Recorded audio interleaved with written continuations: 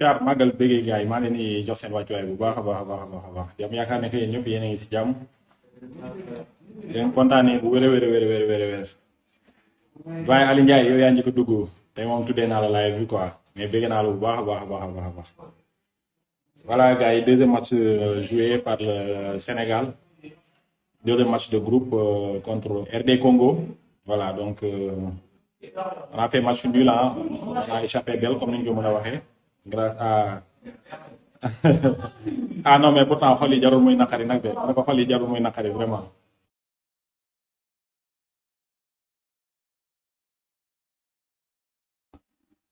ma ne ko xol yi jarul muy naqari parce que on est toujours premier du groupe vraiment donte xamoon nañu ne match bi aussi tamit ne nar woon nekk match bu yomb aussi parce que aussi tamit Congo du équipe bu ndaw boo xoolee calibre de jeu bi ñu am en plus tamit système défensif bi nga xamante ni moom la ñuy joué daf leen di aider lu bëree bëree vraiment donc nag et puis duñ taxaw quoi voilà. match bi qu'est-ce qui n'a pas marché pourquoi on n'a pas gagné voilà donc seen auto nee na Pape Thiaw fait du Aliou Cissé voilà donc bon man sama impression rek mooy que ne bon c'est bien dans l'ensemble tumaani maa ngi lay si bu baax tey soxla naa sa xalaat voilà grand Assane bu fekkee disponible na aussi tamit voilà mooy loolu joué nañ jaay l'essentiel est que ne on n'a pas perdu voilà donc c'était un match prenable mais malheureusement on n'a pas bien géré le match voilà, parce que match aussi tamit à un moment donné nekkul ñi nekk ci terrain bi ñoo koy gérer quoi mais ñi toog ci banc bi di lire match bi comme ñun ñëpp niñ koy seetaanee am na si yoo xam ne dangay gis ne ay manquement la vraiment ay manquement la tawaakaan yi boo feexee rek gars yi ku feexee defal demande nga wax sa xalaat lan qu'est-ce qui n'a pas marché voilà bien vrai que ne jëluñ défaite et puis tamit compétition lañ nekk aussi il faut pas oublier que ne on est toujours premier du groupe D voilà donc 4 points plus 3 voilà Congo ah mais sama waay waa tey nag maa nga pencam Daar Rahman daa mel ne yaa nga sama dëkk ba mais maa ngi lay ziar waay maa lay màggal bu baax a baax a baax a baax Tafa maa ngi lay ziar bu baax di ziar gars yi ñuy seetaan yëpp ma jël nuyoo bi teg ci loxo Ajita waaw mu ngi fi de waaw di ziar gars yi ñëpp waay macha allah waaw ndax da nga bokk ci ñi gars yi ñi wax naan ne que match bi tey dañ ko waroon gagné wuñ ko gis naa pas marché est-ce que aussi tamit résultat bu bon la boo xamante ni waaw dans l'ensemble nag le score ne reflète pas la physionomie du match parce que dama seetlu ne ci premier mi-temps bi foofu on avait l'occasion de tuer le match quoi mais nag malheureusement des fois docteur Gilles pour ñenn ñi et c'est un pilule nag très amer à avaler mais football nag des fois moo demee noonu quoi parce que moo demee noonu parce que gis nañ ci premier mi-temps bi que ne amoon nañ occasion yoo xamante ni bu ñu arrivé woon à le concrétiser leneen la ñuy wax quoi mais football aussi des fois y a des jours sans quoi day may jours yoo xam ne waaw da nga ciy nekk am jours yoo xamante ni doo ci nekk loolu c'est la réalité du football il faut ñu accepter ko mais Tafa ñu am est-ce que war nañu mën a am calibre attaquant yi ñu am ba pare maanaam ñuy am ay yenn jàkkaarloo yi di ko dóor ci biti yi yenn je ne peux pas comprendre parce que li ñu yeneen équipe naar yi mu ne parfois station dañ koy concrétiser loolu c'est-à-dire gis nga but boo ko mënee dugal da ko teel a dugal day libéré équipe mais yenn raté yi ak yenn kii parfois day raté équipe bi à la fin de waaw c'est que xam nga des fois comme li ma lay wax ci football des fois maanaam dafa am ay réalité boo seetloo tey Nicolas Jackson action bi mu raté moom la dugal keroog premier match ba moom la dugal bon c'est bien aussi comme li nga ko wax parce que genre compétition yu mel nii ak yenn façon équipe yi occasion yi du bari donc yi nga ciy am da nga ciy profité nga dugal ko ci biir parce que loolu aussi c'est la marque des très grandes équipes parce que day match yoo xamante ni li nga ko fay am lu bëri comme tey suñu match contre Congo ñun ñëpp xamoon nañ ne on s'y attendait match bu metti ndax genre équipe boo xamante ni gars yi dañuy wax ñu ne 69 ba tey gagné wu la. fii septembre ak anam bi ñu leen gagné. ñoom aussi ñu ñëw bi ñu ñëwee tey ñu indi benn style benn bloc bas.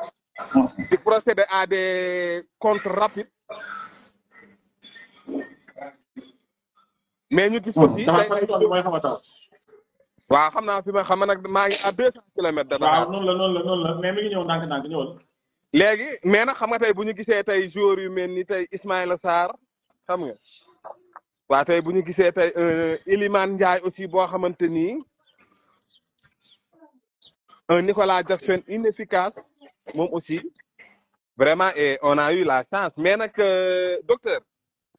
loo si mën di dégg dëgg la tey waroon nañ gagné mais équipe bu Sénégal bi ma gis équipe bu Sénégal gën nañ am maturité docteur match yi dañ ko daan ñàkk de. waaw lu ci bëgg dañ ko daan mais nag on a eu de la chance parce que booy xool ay erreur défensive bu taw lañu profité rek saa waay mooy loolu quoi. waaw mais erreur défensive bi nag parce que joueur bi dañ ko mettre la pression. équipe bi am na réaction door kay. léegi fi may ñëwee ak yow mooy côté Pape Thiaw laa bëgg a ñëw tuuti tey ndax d'accord nga ci système de jeu bi d'abord reconduire nañ équipe bi ak aussi tamit changement yi ñeneen ñi nee nañ yéex nañ des hommes qui devraient changer à la place Sadio Mané est-ce qu'il devait terminer le match yooyu yëpp aussi tamit ndax am nga ci aperçu ma bàyyi la ma tàggatoo waale. déjà sama problème mooy bëgguma nekk place Pape Thiaw parce que ci commencement bi ma gisee classement bi. dama ko xaw a dénigré mais match bi mu dawee dama noppiwaat parce que man un joueur comme Pape Alassane Gueye ci match bi mel nii face à des Congolais yoo xamante ni. dañu am ci compétition man gisuma ko woon tey mu départ mais Pape Gueye tey il a été excellent. un joueur comme Sadio Mané nga xamante ni gars yi dañuy laaj dafa war a def benn mi-temps mais Sadio tey mën naa ne c'est le meilleur homme du Sénégal. c'est que Pape Thiaw moo am problème. non équipe bi moom ku ñu ko jox am nga problème. mais docteur il faut nga bañ ñu jouer ci yenn tour yi man pour man jël responsabilité la ku ci nekk nga dugal ko ku ci nekkul nga génne ko. mais docteur loolu la ñuy def docteur su ma la waxee ne la un Pape Matar Sarr bi kaan bi commencé ba tey amagul benn minute de jeu. dëgg la. équipe bi en tout cas il faudra que ñu concentré wu rek suñu match contre Bénin. bien sûr foofu la qualification bi nekk incha allah. d'autant plus que ne Bénin dina xaw a difficile a jouer parce que am na 3 points déjà moom boobu mun na ñëw seet ci benn point bu ko war a mën a qualifier loo boobu Congo moo ñu gën a xaw a facile parce que kee toog na ba pare. soo bëggee dégg dëgg. waaw fii ba yàlla di ñu suturaal ñuy jël coupe d'Afrique moom lu yomb moom amu fi. cin luy baax la amul benn ruq bu sedd docteur. soo bëggee dégg dëgg. moom kay prions pour que équipe bi retrouver son efficacité. parce que attention gis nga compétition bi. li ma la wax nag jàppal. waxuma la équipe bu mag waxuma la équipe bu ndaw mais équipe bi ngay dégg au soir du stade ñu ne la moo jël coupe d'Afrique mooy équipe bi gën a efficace. te Congo nag ñu ngi ci yoon bi de Congo dañoo efficace ba pare dañoo physique. waaw mais ma wax la ci benn secret. waaw dañuy yàbbi maanaam dañuy yëbb. ok boo seetloo genre comme équipe bu Sénégal bi nga xamante ni 80 minutes yoo xamante ni dafa teg tànk bi ci bal bi. maanaam Congo da doon alterner mal bi ak bon bi maanaam des fois ñu taxaw xaar ñu subir des fois ñu procéder à des contre-attaques après taxawaat seeni camp mais Coupe d'Afrique boo ko bëggee jël nag doo jouer noonu la. jaajëf Amdi Moustapha ma bàyyi la xam naa ne nga bu ñu fàtte ci ñaan nag. waaw maa ngi nuyu Aljantal maa ngi koy nuyu moom mi dugg nii léegi.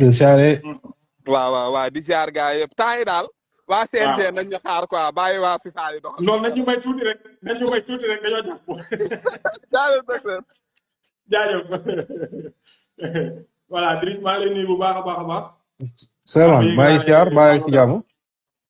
Driss tey daa mel ne demoo liggéey demoo entraînement tey moom yaa ngi takk casque yi jàkkaarloo. non kay booy maag sa turandoo ñoroon saraanandoo match bi walaay moom mu ngi mel ni gagné na parce que comme joueur a ba dugal moom amul problème quoi. Sadio Mané de. mooy loolu quoi. mais Driss vraiment lay bëggee première impression ci match bi vraiment match nul on est toujours premier mais dernier match bi dina métti ci ñun parce que ki ñu war a croiser am na espoir tuuti parce que dafa gagné tey am 3 points ki nga xamante ni moom la Botswana am na 0 point ci deux match defe naa ne kii moom moo war a gagné moom Congo donc day jouer équipe boo xam ne toog na ba pare toog am leen lu muy gagné donc ci moom lay gën a yomb booy xool fi ñu jëm. naka nga gisee match bi tey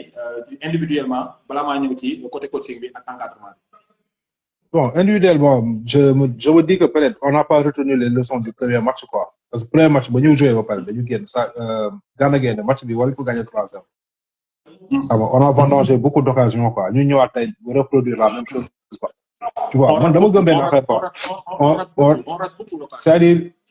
pour boo xoolee expectative goals yi boo xoolee Sénégal li muy procuré keroog 8 leen am quoi dafa ëpp dafa bëri mooy li ñu war a xaar si ñu dugal ko dafa bëri donc du coup ñun amuñu droit di pare match yi nii à 4 buts waroon nañ dépasser nombre de buts yi nii donc collectivement bon y a du jeu donc fi nga xam ne foofu leen manqué efficacité parce que tey par exemple Edouard Mendy benn yoon lañ ko soxla woon gis il a fait l'arrêt qu'il fallait. Tu vois donc on est efficace sur beaucoup de secteurs quoi si terrain bi mais fi ñu inefficace mooy au niveau de l'attaque. te man dama gëm ne suñu inefficacité boobu noonu bon pour prendre individuellement parce que parfois booy analyser match si individuellement ay joueurs mën nga sax rater kii bi mais individuellement je trouve que il faut que Pape Thiaw am fitu def li nga xam ne moom leen ko fi tegee moom mooy mu nekk coach bi ñu nekkuñu sélectionneur mooy am fitu wàccee yenn kii profil yi tey li tax mu reconduire son quatuor d'attaque là c'est parce qu'il n'a pas osé faire le choix il n'a pas osé faire le choix de se dire que ne bon écoute tey jii nii ba Ismaïla Sarr du football wala tey Nicolas Jackson du football Sadio Mané mooy laay football les faux neufs il n'a pas osé faire ce choix là te ñu wax ko ñu bëgg ko ñu bañ ko loolu ça réduit la qualité de certains de nos joueurs notamment Ismaïla kii nu mu tudd Sadio Mané ak Iliman Ndiaye parfois il se marche dessus quoi xam nga donc nag man foofu laay waxee quoi il faut qu'on ose mettre des joueurs sur le banc on a trop de qualité donc il faut qu'on ose mettre des joueurs sur le banc pas sax ay non Ismaïla na toog Ibrahima Mbaye football on a déjà trop de joueurs yi football foofu noonu si kaw. mais Driss su ma la déggee maanaam dafa mel ni que yow su fekkoon ne yaa nekk ci place Pape Thiaw doon actuellement nii 14 millions de Sénégalais wala 15 millions de Sénégalais yëpp ku fi nekk yaa ngi ci place Pape Thiaw. doo reproduire même 11 bi en plus tamit di nga am benn changement tactique boo indi par rapport ak équipe bi ñuy jouer parce que quoi qu'on puisse dire équipe bi ñu doon jouer keroog ak bi ñu doon jouer tey aussi tamit du benn. non bokkul te premier match bi suñu 3 heures yi dafa bëri woon enseignement comme je dis on a vendangé trop d'occasions on n'a pas de tueur tey jii nii ki nga xam ne moo nekkoon tueur mooy Boy Ndiaye bi dugal 3e bi kii nu mu tuddee sax. Chérif Ndiaye Boy Chérif mooy tueur bi quoi moom dafa dugg am benn def ko si quoi. On a un joueur qui joue dans de très grands clubs mais malheureusement on le met pas en concurrence c'est-à-dire que sama waa ji gis nga Argentine ba muy dem Coupe du Monde bi mu mujjee jël ñii di dañuy dem Lautaro moo ne woon 9. ñu joué 2 matchs gis na que ne fu Lautaro joué match am problème yi kii amaat rek ay action ak yooyu noonu ñu dugal Julián Álvarez mu gën si nekk Julián Álvarez moo mujj nekk 9 Argentine ba ñuy jël final bi c'est-à-dire on n'est pas là pour flatter l'ego des joueurs on est plutôt là pour avoir des résultats il faut que nag coach bi sañu jël ay décision mais il n'a pas pris de décision tey jëlul benn risque tey loolu man moo ma gën a métti quoi si mise en place tactique bi déjà mooy pourquoi on a reconduit le même 11 comme moo loolu man gëpp et puis même tactiquement c'est pas la même équipe c'est vrai qu'on a eu la possession du ballon Sénégal presque ñi muy footballal yëpp léegi on joue en possession jouer une transition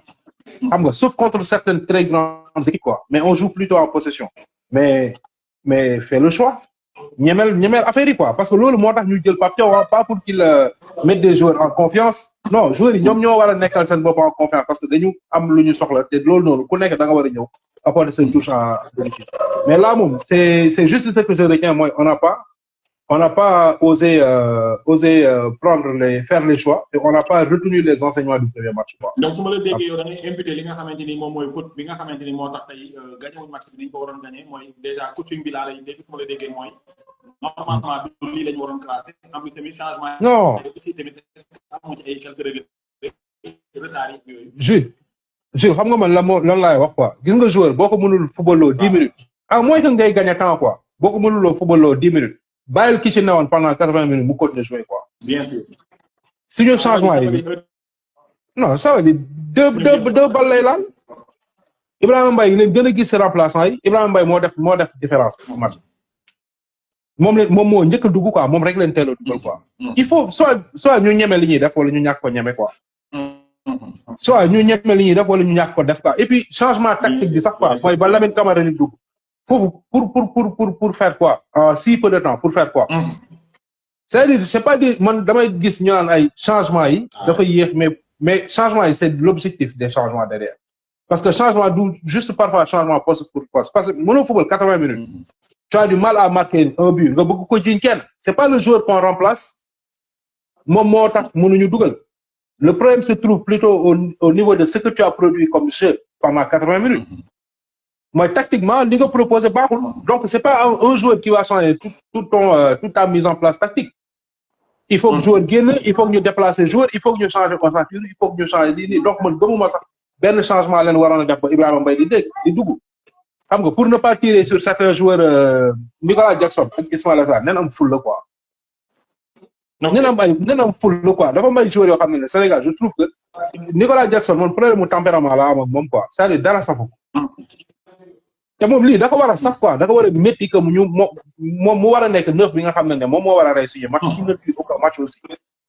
sincèrement quoi première action boobu noonu muy jéem a remettre au premier poteau loolu grand attaquant yëpp xam na ne pour cadrer bal bi foofu noonu doo delloowaat bal bi fi mu jógee parce que c'est le geste le plus difficile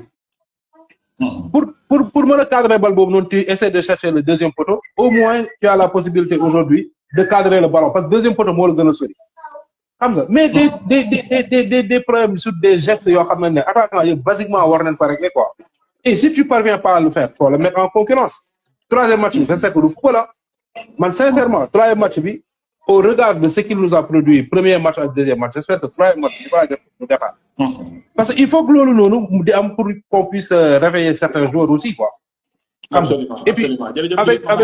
avec toute l'attaque qu'on a avec tous les joueurs qu'on a pris en attaque pour finir avec ça il n'est pas normal que muy am privilège foofu noonu quoi man moom loolu laa gis quoi mais bëggee ñëpp xam nga siyaar ñëpp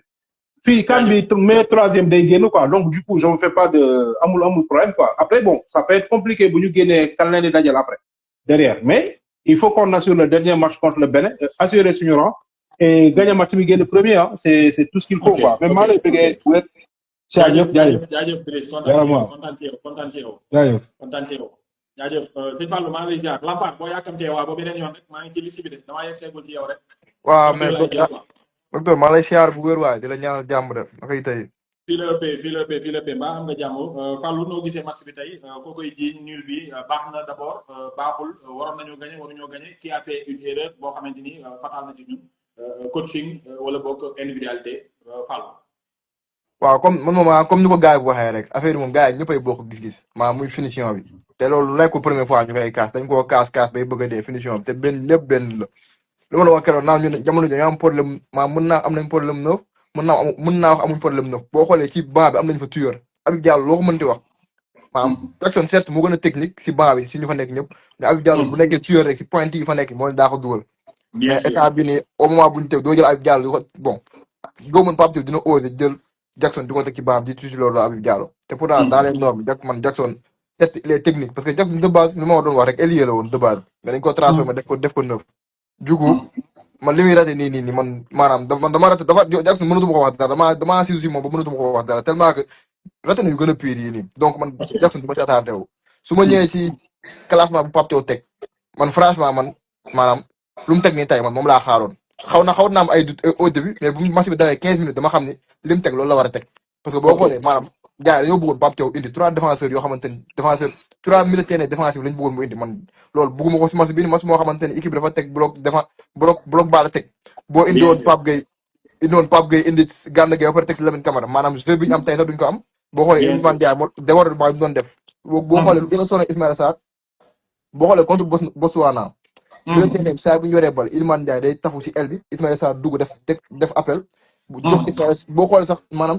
Iliman Ndiaye li mu doon am ci aile bi sax moo ëppoon li Ismaïla Sarr doon am ci aile bi te pourtant Ismaïla Sarr lañ teg ailier léegi xam naa nag bon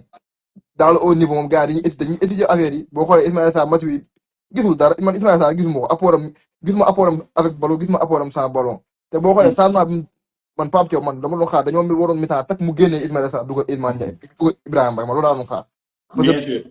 parce que boo xoolee match bi 45 minutes yoo xamante ni elu Sadio Mané bi kese doon fonctionné te mu leen ne yow LB am nga fa qualité léegi da nga war a xam yow LB la moo tax mënoo fa percuter mënoo fa am dara nga jéem a rax doolu boo xoolee dafa dindi loolu rek après LB ne commencé latéral boobu noonu commencé am ay difficulté waaw affaire yi moom saa yi li moom coupe d'Afrique la benn match du yomb boo xoolee tey Bénin dafa dóor matam am 3 points instant yi nii Congo sax moo ñu gën a nekk à l'abri parce que Botswana instant yi moom toog na après troisième matcham Congo dafay dem defar góol verasam xam nga ba mu baax mën na aw noonu sax génn premier te Sénégal match bu métti lay football na contre Bénin seetaan naa leen bonuñ de ba pare physiquement dañoo costaud bien sûr waaw ñun nag buñ bëggee toog tangé toog suñu dëkk gars yi du fekk suñu match bii ñëw dañuy ñëw gañ ko avec la manière toog fa lu ko may waaw suñu kaan dañuy gën a compliquer suñu kaan rek kaan moom dara yombul certes mais finition kaan moom docteur ku la waxul lii dalay nag ku la mën a jël coup ba da nga tranchant dans devant les buts da ngay dugal bari non beneen bi ci topp mooy Fallou dama laa bëgg a wax ne rek gis nga kaan bi ñu nekk nii saa équipe africaine lañ fii amul ay raay ak ay cam la nga gis nga man parfois gis nga Iliman Ndiaye tey maanaam kenn gisu ko ci jeu bi tey li ko waral xam nga mooy lan ñii dañoo costaud Iliman Ndiaye maanaam il faut mu am espace pour mën di tourner wala di tourner waat loolu moo waral tey il n'a pas osé demander le ballon def organisation bi ñu doon def gis nga sax boo mooy benn instant bi mbay duggee dafa daw tafu ji ca flanc ba parce que foofu la doon gën a féexee parce que il ne se trouvait plus dans l'entrejeu mun ta def action boo xam ne day génn joxe passe xam nga tax loolu maanaam Sénégal seen match bi pare seen jeu bi indi dañ ko fatt Iliman Ndiaye moo doon développé action si digg bi mais ay match bii nii dañoo fatt digg bi carrément léegi indi nii moo gënul libre que digg loolu mooy problème bi léegi nag ñun suñu problème Sénégal mooy parfois ñun buñ defee benn affaire ñu fàttuñu foofu ñun xamuñu changer tactique ñun changement tactique lañ xamul ñun loolu suñu problème mais man gars yi itam damay ñëwaat ne leen Pape Thiaw maanaam match bii nii mënuñu woon teg 3 défenseurs maanaam Sénégal moo war a bàyyi teg 3 militaires défensifs loolu dañ ko war a bàyyi teg te ñu xam ne ñun équipe bu ñuy footballal ci ñun ñooy appoo jeu de possession dañuy football te jeu de transition waa dañ koy dégg rek mais baa dañ ko am xanaa ñu am ay Maroc xam nga ñoom ñoo gën a génn football genre mais équipe yi ma fi gis ci Afrique yi coupe d'Afrique ba mu commencé ba léegi maa ngi si daan 3 militaires défensifs loolu Pape Thiaw loolu dafa war a jeex Sénégal loolu ba Aliou Cissé demee lañ ko war a fàtte Iliman Ndiaye dafa war a diviser force léegi nag ñu wala Arsenal maanaam waa ji moom dafa convoqué 10 attaquants yow mënoo convoqué 10 attaquants di footballé 4 attaquants mu leen am nañu dox nga leen di bàyyi ci terrain bi léegi 10 attaquants pour la nga convoqué leen man à vrai dire billahi man bokkuma ak ñu bëri xalaat man dama jàpp ne que Sadio Mané waratu football 90 minutes ci suñu équipe bii nii kooku bi dinañu waxante dëgg quoi dafa ko gën a efficace ëpp ko doole ëpp ko vivage Sadio Mané léegi actuellement nii li ñëpp di def lay def maanaam Sadio Mané nekkatul koo xam ne exception la koo xam ne dañ koy tiit ci équipe day taxaw ci équipe bi ñu naan Sadio Mané tey jii nii à tout moment mën na laa rey mais Sadio Mané léegi li ñëpp di def lay def li Ismaïla Sarr di def lay def seulement rek technicité bi mi ngi ci bopp bi mais maanaam ni mu doon reyee équipe man gisatu mais Sadio attaquant de mais moo gën a def mas Ismaïla Sarr fuuf côté défensivement déglu ma moom waxatu moom mais défensivement soo déggee fi may waxee Fallou mooy Sadio Mané par exemple fañ ko daan xaar mu lenn leen yàlla situation day critique mu téebal bi am loo xamante dañ ko xaar ci moom mais Sadio Mané bu téebal léegi man damay jàpp sax nekkatul danger même bii bi mu dugal mënoon na ko rate yàlla xam na ko man damay wax ko ne man côté fi may waxee mooy maanaam boo xoolee moom xam na ni léegi offensivement li mu daan apporté maanaam xaw na wàññeeku boo xoolee mu ngi koy motal défensivement waaw défensivement Sadio daanul joxe ni mu doon joxe taay boo xoolee dafa mi ngi koy combler ak di wàcc di jàppale Jacob mais xool Ismaïla Sadio doo ko gis offensivement doo ko gis défensivement doo ko gis dans le jeu doo ko gis dara ba pare ñu koy bàyyi seen pendant 70 minutes man loolu amul comprendre man dañoo mi temps tëj man ni sam ki ma doon seetaan ma Ibrahima Ismaïla Sarr mi maanaam deful ci terrain bi dara Jackson dafa waroon gën a teel a génn yow mënoo convoqué ay attaquant de pointe am Serif Ndiaye am Habib Diallo Boulaye Dia Jackson di nekk di def lu ko neex nga bàyyi ko ci biir terrain bi doo ko génnee ma loolu amul ko xam mais bu nekkee équipe changement dafay yéex trop quoi dafay yéex trop surtout ci yenn der yi Jackson dafay yéex a génn man pour man sa waay Iliman Ndiaye dafay yéex a génn changement maanaam dafay surtout boo fekkee ne yow xam nga ne yow ñi ci biir terrain bi ak ñi ci banc bi maanaam mënantewuñ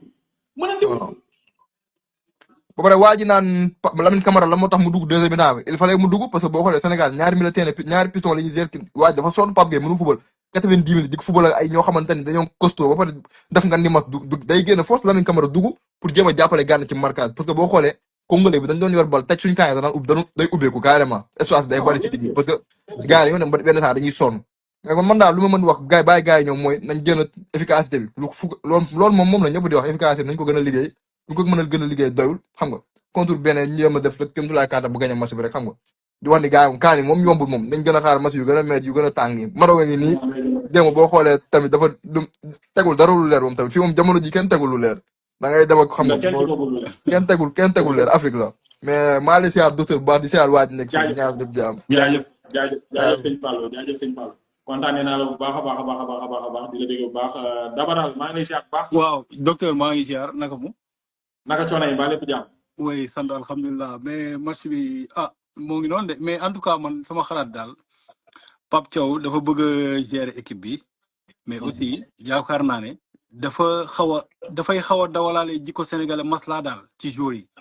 c'est comme si xoolal sama benn xarit xam nga loolu laa ko wax keroog ma ne ko Chérif Ndiaye ji nga dugg na tey mais mun na bañ a gaaw a footballaat sama la moo tax parce que calculer na Chérif Ndiaye du ses premier choix bokku ci premier choix yi waaw Botswana équipe la boo xam ne xam nañ ne dañ koy gagné mais ma ne ko prochain match du football ji nga ñaar ñee Habib Diallo ak nu mu tudd kii Boulaye Dia ñooñu ñoo nekk ci kaw Chérif Ndiaye mais xam nga ni occasion la pour Chérif Ndiaye football bu dul loolu du football ci CAN bi ok gis nga loolu defaat na ko tey ci match bi Lamine Camara mais pour man tey Lamine Camara ba muy dugg man mu indi woon Pape Matar Sarr moo gënoon ndax Pape Matar Sarr xam nga day jouer genre milieu box to box booy seet anglais xam nga loolu la ñuy footballee moom ba mu génnee Pape Gueye pour man Pape Matar Sarr lay indi. te Pape Matar Sarr aussi dafa nekk koo xam ne ku ñu war a surveiller la aussi parce que mun na perdre confiance de. parce que keroog gis naa benn interview bu mu def.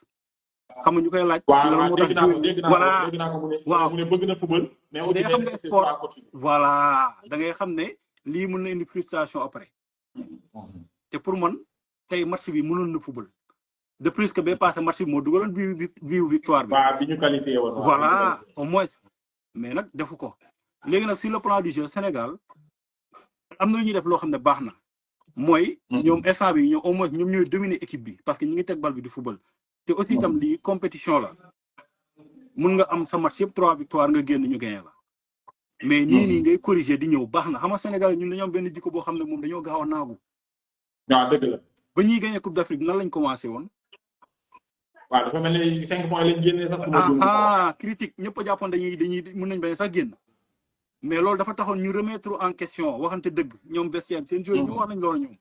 moo tax instant équipe bi lii nul match nul bi baax na si équipe bi. parce que dina xam ne kat ñu revenir sur terre aussi xam ne ñun rek nekkuñ fa comme équipe yeneen équipe dañoo am ay qualité. bien sûr dina tax ñu maanaam ñu revenir sur terre quoi. voilà revenir sur terre parce que football moom xam nga ku ne mën na gagner sa morom. da ngaa war a am respecter adversaire bi xam ne yow rek nekkoo fa équipe. ba tey gisagoo ñu dajeeg équipe bu mag tamit. bañ dajeeg daaw bañ demee Coupe d'Afrique bi passé bañ dajeeg Côte d'Ivoire donte am na ay erreur d'arbitrage am na peut-être buy bi war woon hors-jeu la ak loolu mais dajeeguñ équipe bu mag de bañ dajeeg Côte d'Ivoire du ñu dóor de. dëgg la. ak nu mu mënti mel Côte d'Ivoire moo ñu gagné. dëgg la. waaw kon nag li ñu war a revenir sur terre loolu moom Pape Thiaw liggéeyam la. mooy na wax ak joueurs yi loolu moom coach bi tey am na ci match bi par responsabilité bu mag a mag am na ko ci. Pape Thiaw am na ci responsabilité bu mag. moo tax nag foog moom mu amaat beneen discours bu muy indiwaat ci équipe bi. remobiliser leen. ba pare kaaw Ismaïla Sarr bëgg naa ci wax tuuti. Ismaïla Sarr boo nekkee joueur rek war nga mun a xam benn affaire. Malick je reviens de 2 minutes. oui je suis dans le live pardon. ma ne xam nga Ismaïla Sarr boo ko suivre fële nu mu tudd Marseille. Ismaïla Sarr boo seet ban équipe la gën a mën a jouer mooy équipe boo xam ne day jouer par contre. comprendre tey gëm naa ne bu ñu dem jouer ak Sénégal France di jouer Ismaïla Sarr mën na def grand match. parce que moom du joueur boo xam ne day jël bal provoqué dem moom da nga koy jouer le profondeur mu accéléré daw centré. mais par contre boo gisee Ibrahima Mbaye da ngay gis day jël bal bi songu défenseur provoqué mais loolu boo koy xaar si Ismaïla Sarr doo ko gaaw a gis parce que mënu ko. d'ailleurs équipe bi muy football rek dala ko Crystal Palace bi mu nekk rek ban façon jeu la ñu am jeu bu vertical la ñuy def. joueur d'espace mais là le micro bi s'il te plaît joueur d'espace la quoi. voilà Crystal Palace nan lay footballé football bu vertical la ñuy def sànni bal daw kese équipe yooyu daf fay nekk à l'aise moo tax tey bu ñu dem équipe boo xam ne dañu jàpp ne équipe bi moo ñu ëpp doole dina def grand match. mais équipe boo xam ne ñun ñoo war a faire le jeu. man de duma ko ci yaakaar. boo bëggee dégg-dégg Ismaïla Sarr par rapport ak football africain bi ni mu demee nii. waaw man coupe du monde laa koy gën a xaar sa coupe d'Afrique parce que gis nga football africain. voilà il faut nga am tuuti technique mën ballon au pied. ba pare am doole moom doole ci moom mais malheureusement bu amul espace du mën a réaliser xanaa xamoo Jackson mii ngay gis nii. le fait que man ñu koy utiliser ci sunu 11 bi ba léegi. par exemple ballon au pied li ci xaw a mën as tuut. te football africain bi nii actuellement da koy laaj au moins moom mi ngi décroché. di laaj bal bi même bu fekkee ne day raté occasion. dëgg la c'est vrai waaw. mais gis nga tey le gosse la Mbaye. waaw li mu indi deuxième mi-temps bu ko Iliman Ndiaye indi woon premier mi-temps ak deuxième mi-temps bi moom ci boppam fi def. yàlla xam ne kon bii am na bu yàgg mais Iliman Ndiaye tey introuvable vraiment introuvable. ba pare Iliman Ndiaye ku koy yàgg seetaan Iliman Ndiaye comme numéro 10 ça ne marche pas doxul. Iliman Ndiaye jour comme numéro 10 dañu gën a amal njëriñ sax. waaw mais Iliman Ndiaye mais problème mooy boo koy joué le numéro 10 day fekk mu jege attaquant bi dëggantaan nga xam ne genre faux numéro 9 lay nekk mais boo ko joué le numéro 10 ne ko muy organiser jeu bi man pour man de mënu ko mais boo ko tegee côté dina football donte nag amul vivacité boo xam ne day daw di accélérer mais il provoque dina def centre ndax 2 pieds yëpp ça marche mais problème mooy boo ko xaaree pour mu organiser le jeu bi man gisuguma ko de seetaan naa Iliman Ndiaye ba yi mais gisuma ko ci poste bi ñu koy football loo mu dox fi Sénégal de. kontaan naa sama waa ji. waaw kontaan naa ci yow. maa lay ziar bu baax bëggoon falee ma dugg wax ci football mi ndax football moom sama dama kaa bëgg waaw. non du ci ñàkk du ci ñàkk du ci ñàkk. waaw ñëpp xam nañ ci. jaajëf jaajëf jaajëf. jaajëf. coach Amé nuyu naa la. ça c'est le préparateur physique de l'AS Pikine. mais Alaaji Jules maa ngi lay ziar. waaye maa ngi lay delloo ziar naka coono yi maa lépp jàmm. waaye nice mais maa ngi gars yi nuyu gars yi si daan live bi yëpp di leen wax namm naa leen naa kase. gars yi nee nañ ñoo la raw temps yi da nga ñoo bàyyi quoi. non temps yi ñàkk jot rek mais si. mais ñu ngi gis liggéey bi mu ngi nice vraiment macha allah gis nañ résultat yi et puis tamit félicitations encore une fois. waaw mais maa ngi lay ziar bu baax mais dafa am lu may wax rek ci match bi rapidement. waaw. xam nga Sénégal nag moom dafa xaw a bëri ay espèces surtout ci côté football bi. chaque moom kay instant bi jàppal ne 18 millions yëpp ay spécialistes lañ bu tax solo. voilà. loolu dañ koy nangul. mais il faut aussi analyser jouer avec qui la RDC. c'est-à-dire que RDC demi-finale passée à temps de la Coupe du Monde. C'est-à-dire que c'est lui qui a éliminé le monde et le Nigeria. Tey soo xoolee match dans le contenu tu sens que techniquement la RDC dafa étudier bu baax l'équipe nationale du Sénégal parce que faut pas oublier aussi la force du Sénégal c'est essayer de jouer entre les lignes c'est-à-dire Iliman Ndiaye bi nga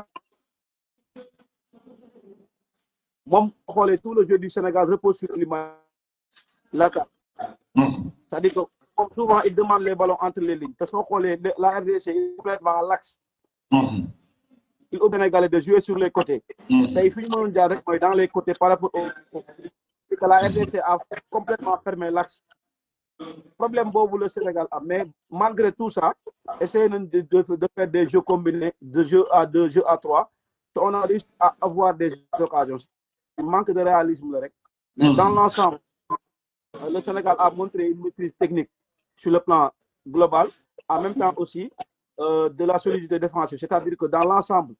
ils ont fait un match correct, un match d'engagement, un match d'homme. C'est-à-dire que il faut que ñu xam ne on joue une Coupe d'Afrique. Coupe d'Afrique la ñuy jouer te Coupe d'Afrique bu ñu koy jouer ku ci nekk sa réew ngay représenté dafa am beneen motivation te chaque équipe qui joue face au Sénégal dafa am beneen motivation supplémentaire parce que tu vas jouer avec une pays boo xam ne surtout match tey bi nga xam ne dañ leen éliminer dañ leen a fekk seen biir dëkk éliminer voilà ba pare beneen bi mooy booy jouer ak Sénégal tu vas avoir une autre motivation da nga naan je joue face Sénégal tey la RDC qui a joué face au Bénin bokkul ak RDC bi joué face au Sénégal ñoom si bu fekkoon ñoom dañuy ñëw jouer seen jeu habitude bi ñu doon jouer ils vont ramasser le terrain mais ils ont de fermer les axes c'est-à-dire que essayer sur les transitions rapides de joueurs essayer au moins d'aller vers l'avant et que su ma ñëwee ci coaching bi ndax da ngay bokk ak ñëpp avis 11 bi moom la ñu waroon reconduire changement yi noo ko gisee ak ñan ñoo waroon a départ ak ñan la ñu waroon a indi te indiwuñ leen ak ñan ñoo yéex a génn. non man je pense que ñi waroon a départ ñoo départ mais c'est que li ma ciy xaw a évoqué tuuti rek mooy le changement tardif parce que tey avec l'intensité que le Sénégal a joué en premier mi-temps l'entraîneur xam nga devrait apporter du 109 en deuxième mi-temps c'est-à-dire que faire rentrer les jeunes apporter aussi beaucoup plus de vitesse ci kaw c'est-à-dire que dem ko def dugal Ibrahima Mbaye génnee Jackson indi Habib Diarra Gana Gueye ou bien kii Pape Gueye indi Lamine Camara même Habib Diarra c'est appel verticalité boobu muy def parce que moom loolu registre boobu Habib Diarra rek moo koy joué ci équipe bi et que Habib Diarra manque énormément l'équipe nationale du Sénégal lu leer la c'est Habib Diarra il est important dans le Sénégal c'est-à-dire que tey les jeux verticalité boobu Sénégal am c'est-à-dire que y a que Habib Diarra qui peut faire ça mais man may xaw a craindre tuuti rek mooy les changements tardifs il devrait faire le changement très tôt mais tey su fekkee damay noter le match man je crois que dans l'ensemble le Sénégal a fait un excellent match. Il ne faut pas oublier que aussi les compétitions, les équipes qui gagnent souvent les compétitions, c'est les équipes qui montent en puissance. Deux matchs benn victoire, benn match nul. Donc le plus important, c'est d'essayer de terminer et de jouer le 8e de finale. Au moins, il y a moins de pression, avoir un meilleur troisième. Mais maintenant, le Sénégal, il est dans le tempo. Il faut que les gars encouragent. Le Sénégal, ils font que critiquer. Cette année, pendant le match, tout le match, sur les 90 minutes, le Sénégal a gardé le ballon tout le match. Bien sûr. Donc, Lolo, c'est déjà une question, c'est une chose positive. Bien sûr. te léegi loolu am nañ ko maintenant ce qu'on doit travailler plus mooy efficacité. voilà loolu rek l'équipe bi soxla mais man jàpp naa ne dans la fait partie des meilleures équipes en Afrique loolu ko actuellement jaajëf Abe kontaan ci yow. le Sénégal fii sur le Sénégal le Maroc la Côte d'Ivoire amener une autre équipe ci kaw RDC mënul nekk donc il faut respecter aussi la République démocratique du Congo parce que ñoom aussi question d'honneur la woon parce que gis nga tey ñoom match bi ñu doon joué ak ñoom Kinshasa match boobu dafa leen affecté tey présent sur tous les duels parce que bëggu ñoo ñàkk match boobu parce que question d'honneur la quoi tey bu leen Sénégal voilà question d'honneur la bu leen Sénégal gagné woon du xam nga dina am pression bu bëri ci joueurs yi ci entraîneur bi ci seen dëkk donc loolu aussi dañ ko joué wala il faut noter que aussi RDC a fait un bon match mais le Sénégal aussi a fait un excellent match dañuy corriger rek après essayer d'avancer parce que compétition dañuy joué yem ci deux mais man jàpp naa ne l'équipe a joué mais li ci ëpp solo bi gars yi bàyyiwu xel mooy que la RDC a fermé l'axe il a empêché le Sénégal de jouer loolu mooy ta faute sur les lignes seetloo ñi mu dugal ñëpp bi mu dugal yëpp nos joueurs ils demandent souvent les ballons entre les lignes essayer au moins de toucher les hommes nga xam ne ils jouent sur le côté soit des centres wala des centres en retrait gars yi teg seen tànk mu dugal loolu nag la ñu RDC xañ moo tax merci beaucoup mais en tant que coach physiquement parlant est-ce que équipe nationale bi à un moment donné xawuñu lâché aussi parce que gis naa ne Crépin fatigue bi sonal na ko gis naa ne aussi tamit beneen boy bi Jacob suñ ñaari latéraux yi nga xamante ni ñoom ñoo doon indi di apporter ci kaw aller retour bi à un moment donné match bi dafa mujj métti ci ñoom physiquement parlant est-ce que l'équipe nationale est présente est-ce que gis nga Sénégal intensité bi muy joué gars yi gisuñu Sénégal équipe nationale intensité bi ñuy joué pressing contre pressing bi ñuy joué c'est très normal à un moment donné mu am benn baisse de régime gis nga dinaa la wax benn ce sera le Sénégal man maa la wax loolu gis nga intensité bi équipe nationale bi joué bu fekkee en face de tu vas prendre minimum 3 buts. Ok. Sénégal il joue avec intensité il joue avec haute intensité boo seetloo dès le début du match en premier mi-temps ils ont dépensé et que si ce match parce que amul benn joueur bu la mën a nekkal au top 90 minutes première minute jusqu'à 90 minutes c'est impossible c'est pas que qui doit faire changement très tôt pour essayer au moins peut-être pour essayer de tuer le match mais moom aussi il a préféré de laisser les joueurs qui sont épuisés 4-5 minutes ngay soog a def benn changement mais loolu c'est le faute technique de l'entraîneur mais man jàpp ensemble le Sénégal dans l'intensité ils étaient présents dans les duels RDC deux bi Edouard Mendy génne bi mu dugal ak bi Edouard Mendy génne RDC loolu la am ci match bi amaatul leneen bien sûr aussi quoi qu'on peut dire c'est le Sénégal qui a dominé le match du début à la fin seulement rek on a pris but boo xamante ni mënoon nañu ko bañ a match de réalisme rek waaw ak aussi ay occasion yoo xamante ni raté nañ ko mais ma bàyyi la nga tàggatoo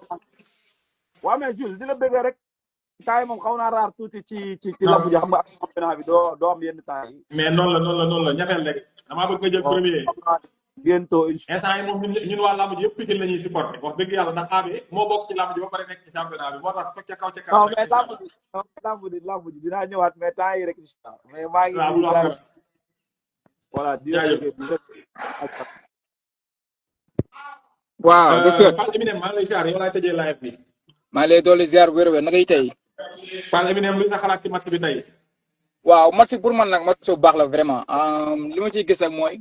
Congo dafa défendre trop match bi bit doo ko défendre maanaam te aussi dama gis ne Ismaël Sarr dafa xaw a manque de confiance maanaam tey moom gisul ko waaw Ismaël Sarr mais bu ñu fàtte ne nag avant muy ñëw ci blessure la jógee aussi tamit ah oui c'est vrai actuellement nii ak calibre bi am ci kaw man pour man mënoon na xaar quoi vraiment ci jaay gars yi bëri lañ waxoon naa mënoon na xaar kenn yaakaar woon sax day dugg en fait mais xam nga xëy na Pape Thiaw moo xam lu mu gis moo tax mu dugal ko te aussi tamit man Fall Eminem dafa am benn affaire boo xamante man dafa ma jaaxal ñun dafa mel ni affaire du problème de hiérarchie dañ ko foog équipe bi quoi ay non c'est Iliman Ndiaye ay non c'est Sadio Mané ay c'est dëgg yooyu man affaire de coloré quoi considéré man booy yi am saxar booy Ibrahima Mbaye imagine bi mu duggee ñëpp lay non ci kanam billahi non day teebal bi rek nga xam ne kii dafa am confiance ci boppam maanaam lu ko neex lay def ci bal billahi wala non foog mu départ man si ñëw moom xam naa ne moom Ibrahima Mbaye moom foog mu départ loolu moom demande nationale la quoi loolu moom demande nationale te aussi ñàkk défendre bi Ismaël Sarr ñàkk défendre moo tax Crépin sooy xool am ay failles ba dafa nekkoon ci côté am côté ay failles yu bëri dafay sonn billahi mais aussi match bu baax la quoi match bu baax lañ def vraiment te aussi soo xool première action bi Ismaïla Sarr mënoon naa utiliser gauche am dóor mais dafa xaw a underestimate maanaam tant que gauche am. bien sûr. première action bi mënoon na ñëw rek xañ mu dugg. waaw mooy mais dafa wëlbatiku quoi dafa wengal pour dóor ak pied quoi. waaw exactement mi ngi noonu nag. mais yàlla baax na beneen moom xam naa du doon match bu yomb moom mais gëm naa ñu qualifié quoi BNS. mais non qualifié moom dinañ ko def ndax dinañ jël premier wala duñ jël premier mooy sama problème. ah. doy na waar de foofu ñu gagné nag bul jël premier boo xam ne. bu fàtte ne que actuellement nii Congo 2 bi nga ko rawee. te day dem jouer équipe boo xamante ni bon saa waay mi ngi naan ma toogagul mais 3 points bu fekkee ne que moom nga nar a am ak goal average boo xamante ni saa waay ay moyens lay doon pour nga génn moyen meilleur troisième dina xaw a jafe te man gëw ma ne que maanaam Botswana am na calibre de jeu buy gagné Congo. non yaakaar moo ko def wax dëgg fa yàlla te aussi duñ ci def maanaam seen motivation bu tax ñu naan motivation maanaam ñoom toog nañ ba pare dañuy fubal noonu rek. donc mais yàlla baax na benn daal bu ñu ko xeeb. mi ngi noonu mais aussi Sénégal oui Sénégal man gis naa ne su amee équipe bu mag maanaam ñun suñu attaque suñu offensive dafa nekk 60% suñu défense nekk 40% à chaque fois gars yi suñu attaqué dañuy gis ay failles quoi ci suñu défense. donc suñ ci mënee gën a liggéey pas de 6 moom am na fi solo quoi si défense pas de 6. solo mais Pape Gueye mi ngi def match quoi moom mooy loolu. loolu la de aussi tamit mais bon Pape Gueye aussi dafa xaw a nonchalant benn instant li muy daan dafa bëri te moom daal en tout cas daal il va falloir gars yi gën cee toj kaani gi gis nga fii sa waay Coupe d'Afrique la gañ sa mën Coupe d'Afrique la de ay wengal ak ay calli-calleeg yooyu noonu gañ sa billaahi mën sa tànk la xanaa xamoo Sadio Mané foofu la xaw a tane boy yi Sadio Mané bu jëlee teg bakkan da ko ci teg de aussi tamit billaahi Driss de tànk loolu Sadio Mané foofu la tane yéen boy waaw da ci teg toj kaani gi quoi vraiment billaay te aussi man li ma gën a neex si li mu def mooy bi mu dugalee gars yi daan dañuy joué dafa leen génnee terrain bi. waaw bi jeexagul. loolu dafa neex. te maa ngi jot notification léegi ci conférence de presse dafa toog ne leen yéen vous avez trop de paris maanaam dugal ak égaliser contre Congo lu ci jar jubilé. exactly moom jaaxal kay loo koy jarul jubilé vraiment. bien sûr mais yàlla baax na yàlla man boobu bëgg naa ko si moom quoi. dafa kii quoi moom dafa maanaam dafa bëgg. lu ëpp ka ay gagné match nag moom coupe bi rek lay gis saa yi. xam nga lu ko war quoi. mooy loolu. rafet na ko jaajëf waay. jaajëf Fall. yaa ma xewal. ayca gars yi kontaanee naa leen yaakaar naa ne que loolu moo nekkoon live bi tey moom seen expert Assane gisuma ko fi xam naa daa jàpp ñàkkul l'expert de Lamb Diaspora aussi tamit gisuma ko fi xam naa moom it ñàkkul ne daa jàpp wala mu nekk di nelaw rek mais en tout cas dans l'ensemble c'était cool vraiment on n'a pas perdu. heureusement génn nañ ci Assane nekk ko fi tey rek gisuma ko fi tey mais incha allah dinaa dégganteeg moom si lépp guddi ñu indil leen ko ci kàttanu yàlla je sais pas ndax bon je pense pas que tey rendez-vous am na yëgguma ko wax ko Lamine dégguma ko voilà donc je vais m'informer attendez parce que xamaguma programme tey bi muy demee voilà donc je vais appeler Dave Lamb Diaspora pour voir mais en tout cas bon. Dans l'ensemble, on ne peut pas dire que c'est mal. Bon, dans l'ensemble, c'est acceptable. Voilà, parce que l'équipe boo xamante ni dafa doon xaar aussi nga joué woon ak moom xam nga war a joué waat ak moom ci phase finale Coupe d'Afrique xam nga gagné woon ko fekk ko dëkkam humilier ko donc tey il fallait que mu ñëwee ni mu ñëwee te tey dafa ñëw war nañu def ñoo ragal parce que bu génnoon ñu ni ñu génnee Alaaji Daaw dafa mel ni yaa ngi nelaw de maa ngi woon ci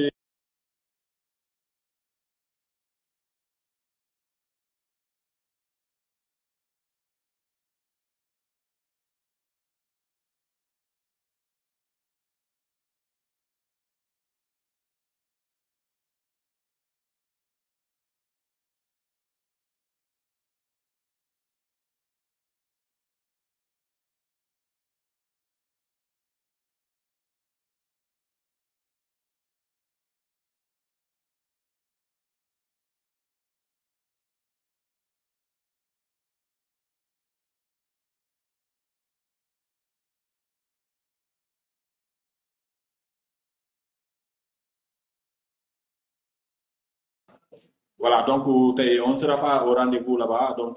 il y a l'événement de Serigne Cissé. Voilà.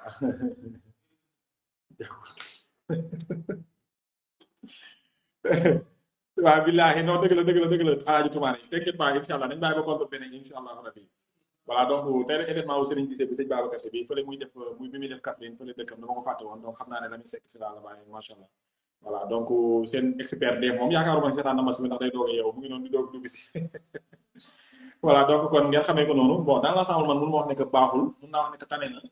mais Sénégal il va falloir mu gagner beaucoup plus de maturité li tax ma ne il faut mu gagner beaucoup plus de maturité mooy li Sadio Mané wax dëgg la mënuma comprendre yow nga ñëw nekk favori premier favori de la CAN ñu dugal la nga égaliser naan da ngay jubilé daw jëli bal bi teg dig bi nga war a def beneen bi si topp mooy il va falloir que coach bi puis Sénégal bu dee da nga koo nar a yor di complexé Sénégal ak làmb ci ñooy boo amee kenn koy complexé ci sa joueur yi bu yeboo nga bàyyi loolu maa leen ko wax fii ngay dégg waaw tubaab daf mel ni mi ngi tàllal loxo xaaral ñu jël ko boo amee kenn koo nar a complexé si yeboo nga bàyyi saa fii il faut faire les changements ni nga ko sentir amul kii laa war a dugal kii laa war a génnee man pour man amul xalaat ku doxul teppil dem ci biti suñu banc bi li ñu yor ci banc bi maar day misir day rey équipe mais foofu kon man pour man nit bu xawee traîner tuuti amul sax xaar demi mesure du ma la may sax deuxième chance ci saa si la bismillah kaay xool nii am na ku mën a def li ngay def noonu ci banc bi amul xaar il faut qu'on se dise la vérité man loolu laa mënut a comprendre changement 90e minute ban chance la am loolu changement wu rey-temps la changement 90e minute changement wu rey-temps la amul chance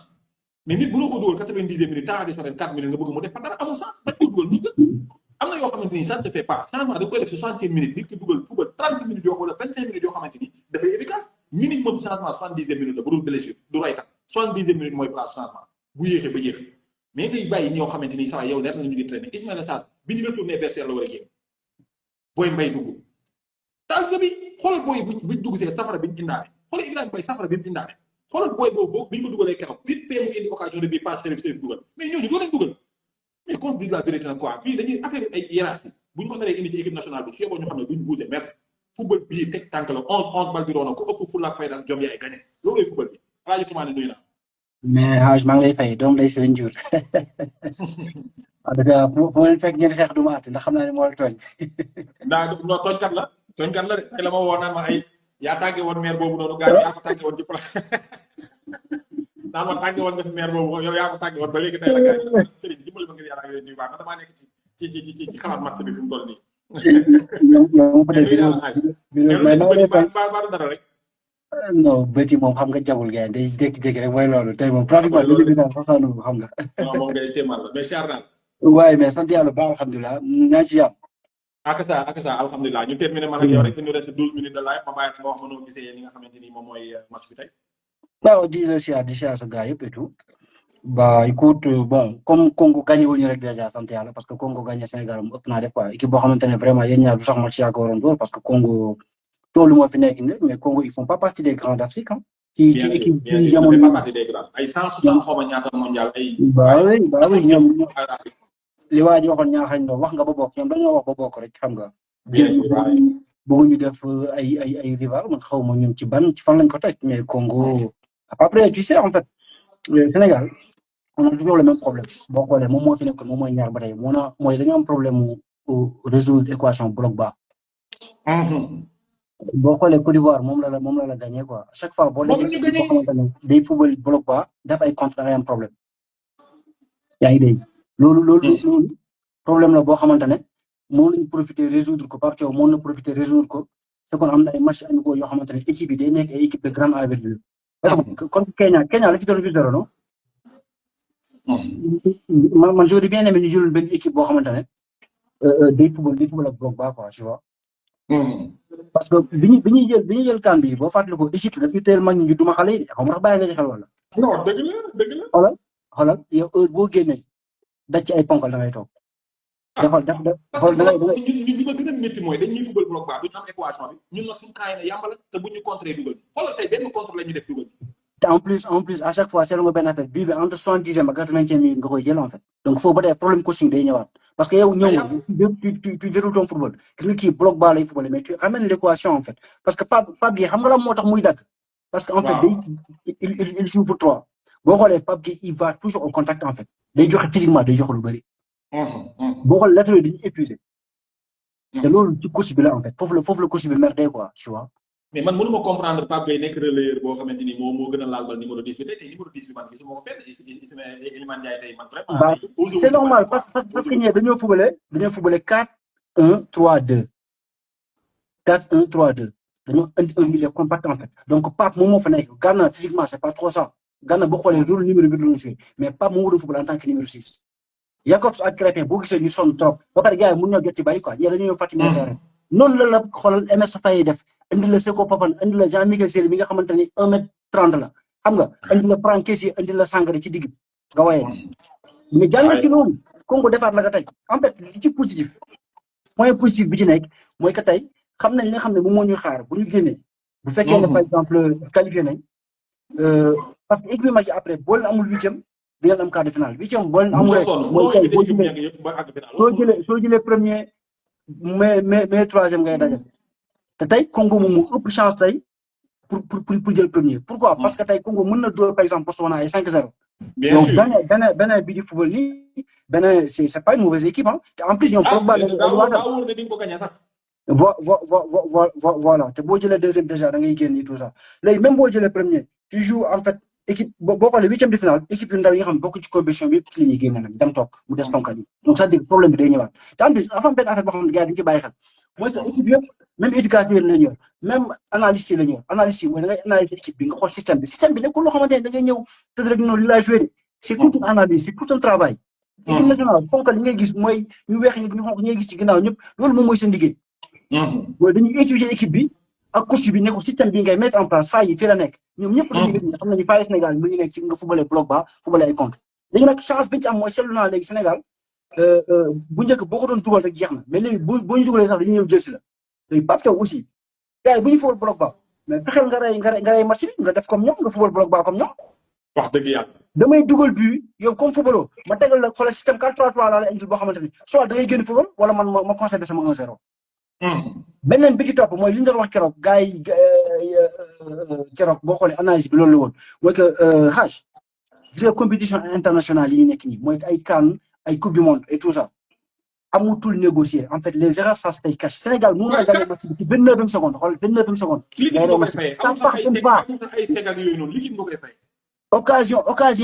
occasion yooyu noonu en fait da nga koy dugal dans des matchs comme ça en fait xool occasion benn boobu dootoo ko amati tey toolu ñu ngi ay Nicolas Jackson il joue au Bayern et puis quoi Bayern le joueur ok d'accord et puis quoi ñu ngi koy saan Chelsea saan nañ ko Villarreal te saan nañ ko Bayern saan nañ ko sa Casa Sport gars yi ñu naan ay Jackson du 9 Jackson 9 la bi mu nekkee Casa Sport 9 la woon football attaquant de pointe la bi mu demee Villarreal la commencé football ci côté bi il n'est pas efficace je suis désolé 10 attaquants nga yor mais génn ko nga dugal ñi nga xam ñoom ñooy efficace Ismaïla Sarr wax la benn affaire ci moom on s'en rend pas compte tu sais Ismaïla Sarr heure bi moom moo waroon boot équipe bi xam nga loolu Ismaïla Sarr était pas les cas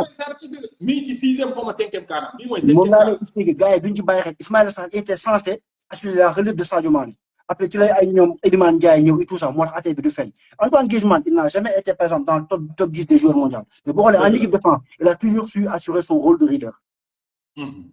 gis nga Ismaïla Sarr rôle boobu noonu moom nga waroon jouer tey ci équipe nationale bi je suis désolé mais même physiquement xam nga man dama gis dafa xaw jël poids quoi xam nga quand c'est comme ça bah vas-y laisse tomber tu vois donc en tout cas ci phase bi ñu toll nii am tollootuñu phase bu ñuy pardonné kenn leen tollootuñu phase boo xamante ne dañuy calculer man maa la ko wax xoolal la moindre erreur se paye cash barke sëñ Bamba su ma toogoon ci baawu Sénégal bi maa raw koy seppi teeñ xaw ngaa ci càkk nii rek c'est-à-dire man maa mun a gersu ci baawu Sénégal bi gis ñoo xamante ni leer na ma leer yàlla ñi ci biir gënuñ ñii man boo fa nekkee di dem la rek ci biti la premier mi-temps sax ñeme naa cee génne zone. bah oui mais ça va dina non en tout cas de toute façon après man nag très sincèrement xam nga man dama ne nit ko xamante ne man aw ma critique facile quoi wax dëgg yàlla mais dama la wax dëgg te yàlla tax Pape Thiaw très sincèrement am na équipe boo xamante ne moom mooy favori ci CAN bi encore une fois dama koy waxaat Sénégal mooy favori ci CAN bi. mais man depuis bi ñu ko joxe équipe bi ba tey c'est lii taxul tey ma koy kii de mooy man Pape tey bu ñëwee def nii man loolu man je n'attends pas plus de lui ah dama koy wax de. non mais yow gars yi mooy loolu gars yi. oui man très sincèrement moom ci côté Pape nañu ñaan yàlla joueurs yi di dox rek par contre léegi xoolal je pense pas que match bi ñëw Pape Gueye par exemple dina football parce que xam nga jël na carton tey bu cumulé carton dañ koy perte duñ ko am. donc je pense que Pape Matar Sarr bu fekkee dafa am. Pape Matar Sarr dafa blessé wala. mais Krépin amul carton tey Krépin match bële la amoon carton donc tey amul carton effacé wu. non Pape Gueye laay wax Pape Gueye. waaw Pape Gueye dafa am carton tey. waaye léegi match bi jël nag foofu arbitrage bi tamit gis nga CAN bi bu ko arbitre yi yàqul arbitrage bi dana ko yàq yàlla xam na ko. kañ la doon def démb nga doon wax démb sama story loolu laa ci bind mooy match Maroc ak kii Maroc na football de Mali. Maroc Mali mais même penalty bi arbitre bi accordé Maroc moom la bañ a Afrique du Sud contre Égypte. waaye c'est incroyable. arbitrage bi moo ko nar a yàq. ah en tout cas doy na waar de ba bu fekkee nii la nañ jël ay coupe bi ñu jox ko Maroc benn yoon après affaire bi jeex na. billahi man carton jaune carton jaune dama ne man maanaam arbitrage football dañoo war a dem ba génnee ci nit di ko arbitre maanaam machine moo ko war a arbitre parce que yenn erreur yi ci football arbitrage di ko def man pour man mënu ma ko comprendre kon te yàlla xam na ni pour sax amu ko parfois da ngay toog di da ngay bëgg mbëkk miir bi quoi billahi léegi nag mooy li ma la expliqué rek football bi moom xoolal yow déjà xam nga sa position xam nga ne yow kenn du la may dara te gars yi loolu ma ñu jël arbitre bi bal bu laalee conc sax mu tiré penalty mais fexeel nga assurer sa équipe assurer sa jeu en fait laa bëgg a wax mooy fexeel tey contre yi ngay am attaquant yi occasion bu ci am xamal leen ne occasion yi kenn du ko manqué da nga koy dugal Congo yàlla xam na ne lii nii victoire la ci ñoom ay nul Sénégal ñu ñoom jubilé man même ba bi ma ko gisee muy reetaan ci fin match bi sama xol bi waa kii lu muy ree nii moom non mais en terme de statistique en terme de bokkuñu duñu sax benn ñoom dañoo wax rek moo leen boole ci match mais Congo Sénégal parce que boo mënul door Congo mënoo door Pankati boo mënul door Congo mënoo door Égypte mënoo door Maroc mënoo door Côte d'Ivoire moo xam léegi Algérie nga xam sa tête noire bu fekkee dañoo am problème bu bloc bas moom bu yeboo ñu xam ne gars yi ñi ngi def ñëpp ku ci football Sénégal bloc bas ngay indi ah oui je suis désolé hein. Franchement après voilà xam naa ne daal waaw mais jaay dina bëgg pour mo ñàkk dugg parce que comme yaa borom xaar parce que début bi kii bi dafa kii woon commentaire dafa bloqué woon mais Serigne Ndiour tey moo ma def loo xamante ne loolu fa mu wax ko ci suuf Serigne Ndiour booy wër sa noonu rek jàpp ko loolu la ma def de fajar teel la xëy envoyé ma message naan ma nii yaa tàggee woon maire bi léegi nag maire bi comme yaa ko tàggee woon te deewagul woon ma ne ko Serigne xam nga la laa lay xaw man damaa nekk garage damaa nekk yeneen bi toll nii quoi dimbali ba rek yaa ko si damay wàññi mas ci siyaasa gars yi di nuyu ñoom Assane ak ñoom di nuyu les Tigres les Sista là mu ñu fi ñàkk yaa waxoon nag di nga def benn live ak ñoom deuxième partie bi mais jël leen non non mais defal loolu non jël booy séeréer yi ñi nga xamante ni seen baat yi au moins bu ñu waxee ay ñoom ci ay Noël la booy mais ñoo xamante ni bu ñu waxee comme Ngurban ñooñu du ma leen jël quoi sama live garaaw mais xanaa borom baat bu ndaw bi da ngaa xew ndekete bébé nga da ngaa mën tooy boroxo mais boroxo nee na adjudant latéral la woon nee na la nga ne ko ndaw latéral bu arc daanaka sëñ Bamba ñoo ko Carlos de jaajëf man jaajëf maa ngi nuyu ñëpp jaajëf ayca Toumani la woon di leen kontaanee bu baax a baax yaakaar naa ne que loolu moo nekkoon live bi tey voilà donc ñu xamee ko noonu rek match bi lañ def tey voilà donc garaawul quoi mais en tout cas c'est ça risque d'être très dangereux ci ñun quoi parce que vu fi ñu jëm il va falloir ñu gagner Bénin ba pare di yurluwaale beneen match bi ñu xool ba xam score ban mu fa nar a demee quoi voilà donc nag loolu mooy li nga xamante ne moom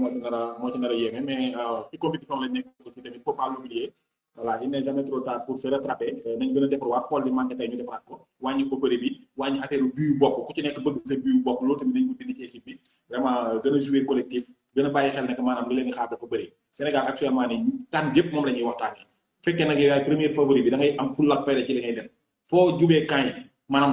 caax yi war naa commencé xeeñ dafa war a lakk ci saasi voilà donc nag loolu la ñuy xaar ci yéen da ngeen ñu ko indil da ngeen yokk jom gars yi ñu ngi seen ginnaaw duñ bàyyi Sénégalais yëpp bëgg équipe bi gars yi coow lii muy bëri nii yëpp équipe bi rek lañ bëgg buñu sañoon ñëpp am ndam waaw ñun ñëpp buñu sañoon ndam la ñuy am moo tax critiques yi bëri et tout mais bañante mën na am suuf biir dañ leen di yokk jom rek leen yokk doole ngeen xam ne Sénégalais yi ñu ngi xëppi seen bët di leen di seetaan di leen bàyyi xel acca ca kaw ca kanam yàlla ñu yàlla defal ndam ci kàttanu yàlla baaxam ñu gagné li nga xamante ni moom mooy coupe bi pour une deuxième fois indi ko fii ci réew mi ñëpp kontaan naat réew mi am jàmm voilà donc di leen bëggee di leen kontaan bu baax a baax di leen jox seen wàccuwaay kon ba suba wala ba ci kanam rek incha allah rabi am ñuy demee bu Assane Cissé libre ñu bàcc beneen incha allah rabi voilà yéen a ko tere ci kanam rek incha allah jaajëf